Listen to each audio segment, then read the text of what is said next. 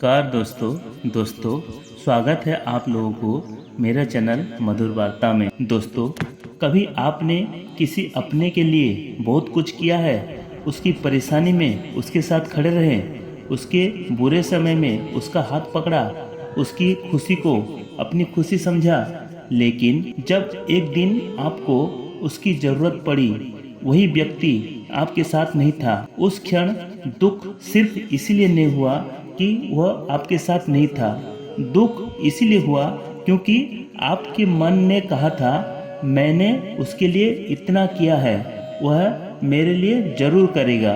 और यही एक छोटी सी उम्मीद कभी कभी इंसान को भीतर से तोड़ देती है। आपने किसी से प्रेम किया, उम्मीद की कि वह आपको समझेगा, आपने किसी रिश्ते को निभाया, उम्मीद की कि सामने वाला भी उसे उतनी ही ईमानदारी से निभाएगा। आपने किसी के लिए त्याग किया, उम्मीद की आपने कि समय आने पर वो भी आपके लिए खड़ा होगा, लेकिन जब ऐसा नहीं हुआ तो आपने कहा लोग बदल गए हैं। लेकिन क्या सच में लोग बदल गए हैं, या फिर पहली बार आपकी वह उम्मीद टूट गई थी जिस पर आपने अपनी शांति टिका रखी थी?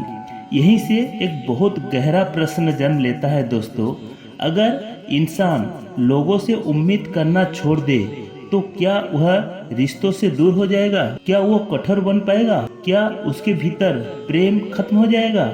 या फिर वह पहली बार ऐसा प्रेम करना सीख जाएगा जिसमें बदले की प्रतीक्षा नहीं होगी? क्योंकि संसार का एक विचित्र नियम है दोस्तों, जिससे हम जितनी अधिक उम्मीद रखते हैं उसके व्यवहार का उतना ही अधिकार हम अपने मन पर दे देते हैं। वह खुश है तो हम खुश, वो हमारी प्रशंसा करता है तो हम खुश, वो हमारी बात समझता है तो हम खुश, और जिस दिन वह हमारी इच्छा के अनुसार व्यवहार नहीं करता हमारा मन अशांत हो जाता है। सोचिए, जिस व्यक्ति को आपने अपने जीवन में स्थान दिया, क्या आपने उसे अपने मन की चाबी भी दे दी? एक बार राजा जनक ने अष्टवक्र से पूछा, गुरुदेव, मनुष्य दूसरों से इतनी अपेक्षा क्यों करता है, और जब वही अपेक्षा टूटती है तो उसका हृदय इतना दुखी क्यों हो जाता है? अष्टावक्र मुस्कुराए। उन्होंने कहा, राजन, क्योंकि मनुष्य प्रेम और अपेक्षा के बीच का अंतर भूल जाता है। जहाँ प्रेम होता है वहाँ देने में आनंद होता है, लेकिन जहाँ अपेक्षा छिपी होती है वहाँ हर दिया हुआ कुछ पाने का प्रतीक्षा बन जाता है। जनक शांत होकर सुनते रहे। अष्टावक्र जी ने आगे कहा, तुम किसी को प्रेम करो, ये तुम्हारी स्वतंत्रता है, लेकिन वह तुम्हें उसी रूप से प्रेम करे, वह उसकी स्वतंत्रता है।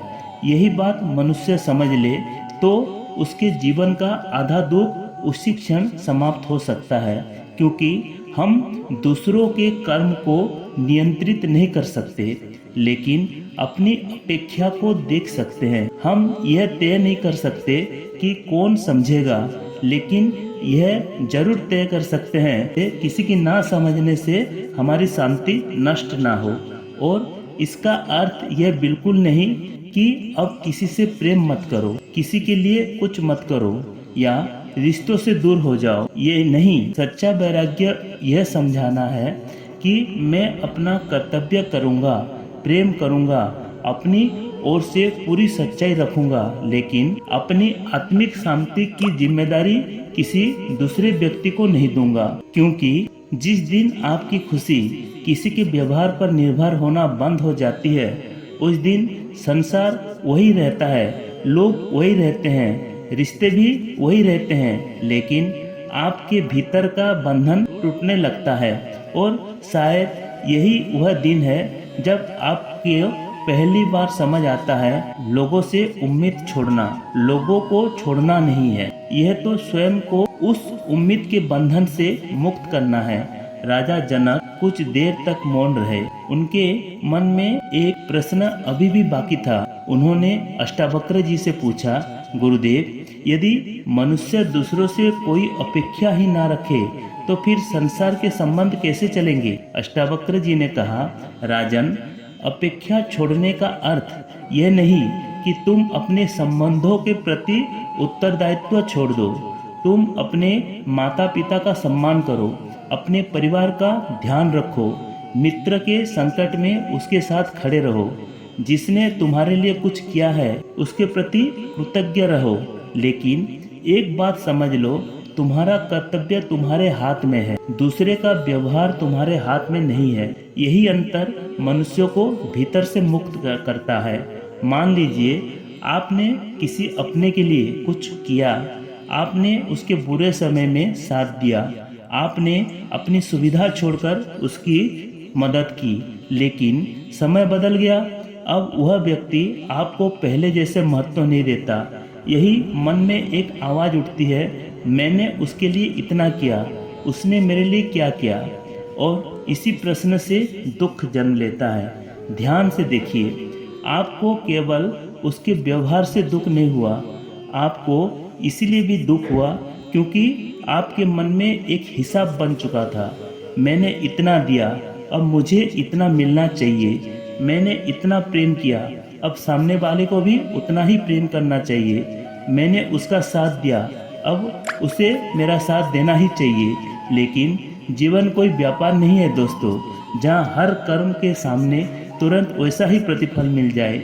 अष्टावक्र जी जैसे ज्ञानी इसी जगह मनुष्य को भीतर देखने के लिए कहते हैं, क्योंकि जब आप किसी के लिए कुछ करते हैं तो दो रास्ते हैं बनते हैं। पहला, आप प्रेम से करते हैं, दूसरा आप भीतर एक अदृश्य उम्मीद रखकर करते हैं। बाहर से दोनों एक जैसे दिखाई देते हैं, लेकिन भीतर दोनों में बहुत अंतर होता है।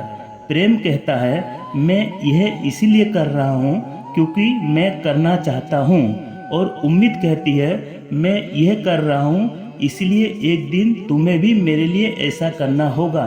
और जब दूसरा व्यक्ति हमारी उम्मीद पूरी नहीं करता तो हमें लगता है कि उसने हमारे साथ अन्याय किया। यहीं से शिकायत शुरू होती है।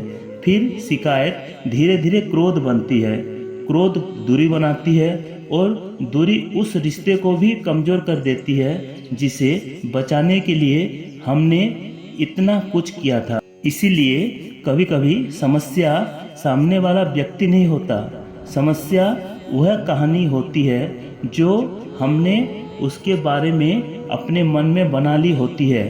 हमने तय कर लिया वो मुझे हमेशा समझेगा, वह कभी मुझे छोड़कर नहीं जाएगा, वो मेरी भावनाओं को बिना बताए समझ जाएगा, वो मेरे त्याग को याद रखेगा। लेकिन मनुष्य मनुष्य है दोस्तों, वह आपकी तरह नहीं सोचता। उसकी अपनी सीमाएं हैं, उसकी अपनी इच्छाएं हैं, उसके अपने संस्कार हैं, उसका अपना संघर्ष है। और जब हम उससे अपने मन के अनुसार व्यवहार की मांग करते हैं तो हम अनजाने में उसे बदलना चाहते हैं। यहीं से प्रेम बंधन बन जाता है। लेकिन जिस दिन आप ये स्वीकार कर लेते हैं कि सामने वाला वही करेगा जो उसकी समझ, परिस्थिति और स्वभाव उसे करने देंगे, उस दिन भीतर एक अद्भुत शांति उतरती है दोस्तों। आप उसका भला चाहते हैं लेकिन उसके व्यवहार को नियंत्रित करने की कोशिश नहीं करते। आप प्रेम करते हैं लेकिन बदले में प्रतीक्षा नहीं रखते। आप अपना कर्तव्य निभाते हैं लेकिन मन में हिसाब नहीं रखते, और तब संबंधों में एक नया परिवर्तन आता है। आप किसी को पकड़कर नहीं रख सकते, फिर भी आपके भीतर प्रेम बना रहता है, क्योंकि आपका प्रेम डर से नहीं स्वतंत्रता से जन्म लेता है। और यही वह अवस्था है जहाँ इंसान पहली बार समझता है दूसरों से उम्मीद कम करना, दूसरों से प्रेम कम करना नहीं है, बल्कि अपने मन को दूसरों के व्यवहार की गुलामी से मुक्त करना है।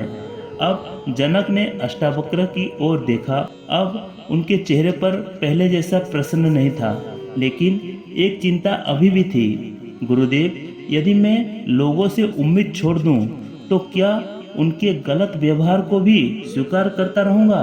अष्टावक्र जी बोले, नहीं राजन, उम्मीद छोड़ना और विवेक छोड़ना दोनों अलग बातें हैं। यदि कोई तुम्हें बार बार दुख देता है तो उससे दूरी बनाना गलत नहीं है। यदि कोई तुम्हारा विश्वास तोड़ता है तो उससे सावधान रहना गलत नहीं है। और यदि कोई तुम्हारा अपमान करता है तो हर बार मौन रहना ये कोई आध्यात्मिकता नहीं है। फिर अष्टावक्र जी ने कहा, मुक्त मनुष्य दूसरों को बदलने का जिद नहीं करता, लेकिन वह ये भी नहीं भूलता कि उसे अपने जीवन में किसे स्थान देना है। ये बात बहुत गहरी थी, क्योंकि कई बार हम लोगों से इसीलिए दुखी नहीं होते कि उन्होंने हमें चोट पहुंचाई, इसीलिए दुखी होते हैं क्योंकि हम चाहते हैं कि वही व्यक्ति बदल जाए।